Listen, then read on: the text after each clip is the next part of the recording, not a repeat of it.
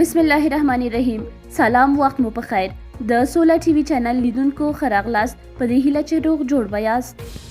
امریکا اوس باید پر پاکستان هوایي بریدونه پیل کړي.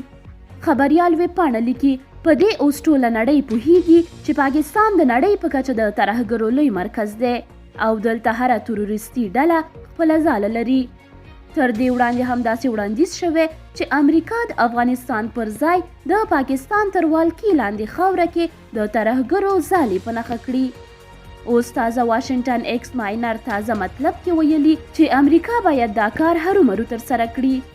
ایکس ماینر ویلي په پاکستان کې د ترهګرو ډلو فعالیتونه زیات شوي او امریکا باید پاکستان کې د ترهګرو پر ضد جګړه وکړي.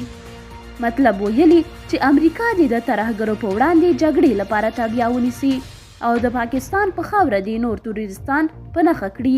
سرچینې ویلي که امریکا پر وخت باندې دا چاره ترسره نه کړي نو بیا د نړۍ او د هیواد په وړاندې د خطرونو د ډیرېدو احتمال شته.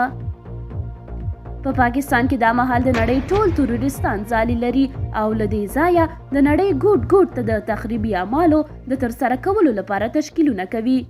د اوس لپاره پاکستان نه یوازې چې اقتصاد یې له زوال سره مخ دی بلکې د نړۍ په کچه یې نوم په هغو لیستونو کې دی چې بندیزونه پرې لګول شوي او په ټوله نړۍ کې هر پاکستاني ته د ترهګر په سترګه کتل کیږي.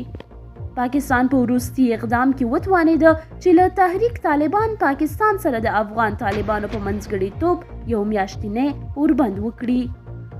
پاکستانی طالبانو بیا اوس له دولت څخه د حق غوښتلو لپاره په دریم هیواد کې د دفتر جوړولو غوښتنه کړې او پاکستان مجبور دی چې د طالبانو دا فرمایش ډیر ژر ومني. قدرمنو لیدونکو، دا او دې ته ورته نورو مطالبو د لیدلو لپاره سولا ټي وي در سره لایک او سبسکرایب کړئ او خپل نظریات په کمنټ کې موږ سره شریک کړئ.